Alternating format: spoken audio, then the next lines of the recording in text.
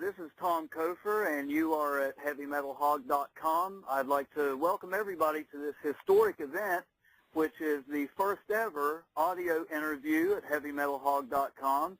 And I can't think of a better way to get this rolling than to have one of my all-time favorite musicians from one of my all-time favorite bands. I have with me Marc Storace from Krokus.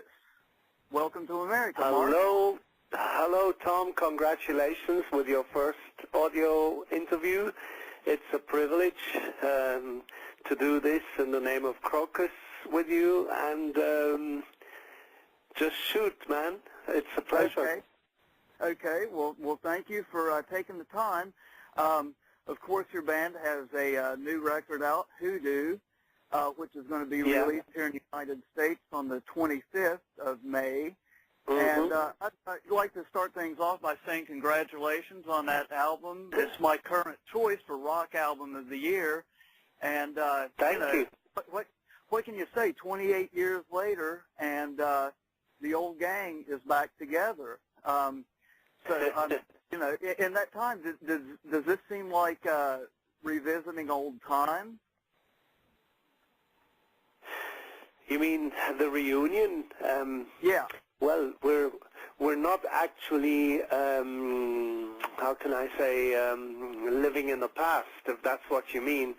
And that's why we really wanted to to write and record new songs in order to prove to ourselves and to our fans that we're still moving forward. The creative juices between us are flowing again, and we're creating new, fresh material, but of course we wanted to link up to our favorite 4 albums. You know, the 4 albums which actually represent the core style of Krokus. You know, so that's going back to Metal Rendezvous, Hardware, One Vice at a Time, and Headhunter. And hadn't we quarreled and split up after Headhunter, that was like the biggest tour, the zenith of Krokus' career. Then I guess if that hadn't happened, then Hoodoo would have appeared in 1985, you know, at the latest.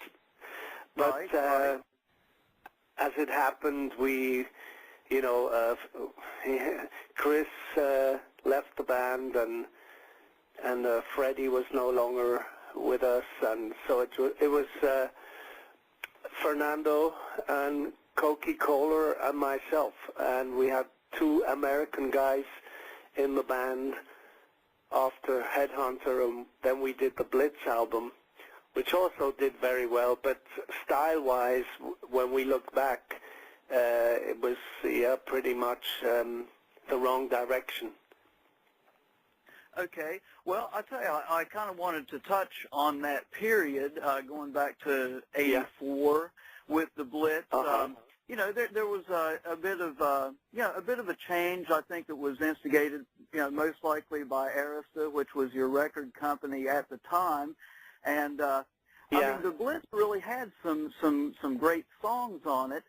And it really, I think it followed up Headhunter very well, but I think that probably Arista, you know, wanted the production cut back a little bit.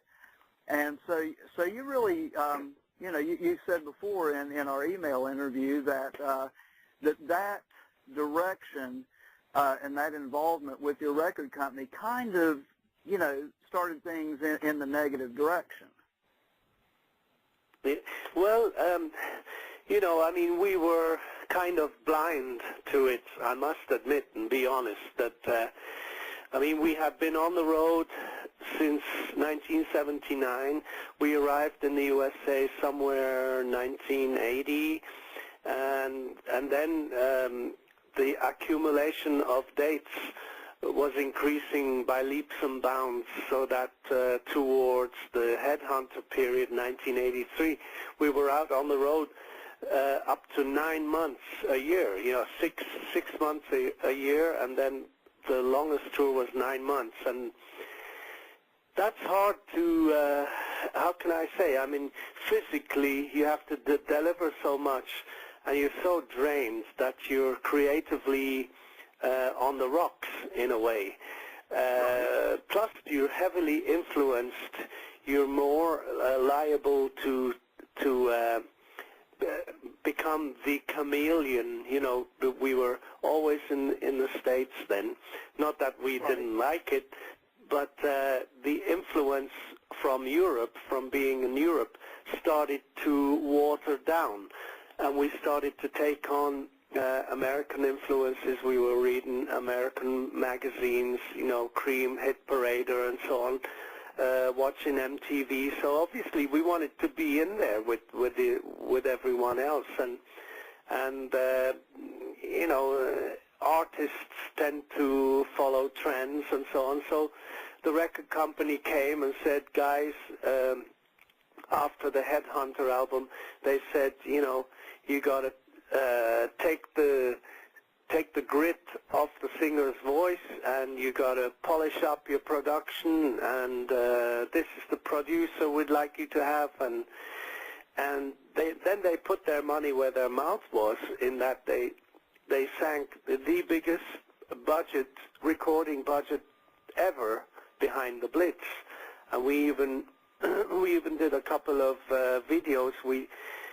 For MTV, we recorded Our Love Will Never Die and Ballroom Blitz, and they went on heavy rotation. So actually things went good commercially with the Blitz, you know. Yeah, and that album went gold here in the States.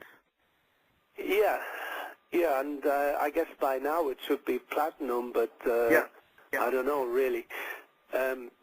But as I said, Fernando and I also did not, the cohesion between us wasn't that solid, you know. There was always Chris in the past who was kind of the leader in the band, and when Chris left, I mean, Fernando tried to lead, but actually it was our manager who was leading him by the nose, you know, so to speak, and of course this made my feelings towards Fernando kind of a little sour and so on. But without delving into the negative past, let's just say we were blown in the wind, you know, in the four winds. Whereas Chris, even today, is still this kind of guy. In fact, when we started working together and buried the hatchet and started looking into the future again, Fern and I, in the same breath, said, you know, Chris, we'd like you to produce the album. You know, we gave him full responsibility, because he's the kind of guy who doesn't budge if he has a certain direction in his mind. So, and he's very good at milking the cows, if you like. Yeah. So Fern and I are the virtuosos, you know. Fern's a pretty good guitar player and comes up with a lot of ideas, and Fernando was good at getting the right type of riffs out of him, the right attitude, you know. And with me, it's the same thing. I'm a very versatile singer, 3 octaves. I can sing almost all kinds of styles and so on. But my favorite is, of course, hard rock. And Chris is good at, like, cutting out the frills. And as a matter of fact, I was pleased to have somebody, and so was Fernando, who was like the guide, you know, the lighthouse amongst all those ideas that we have.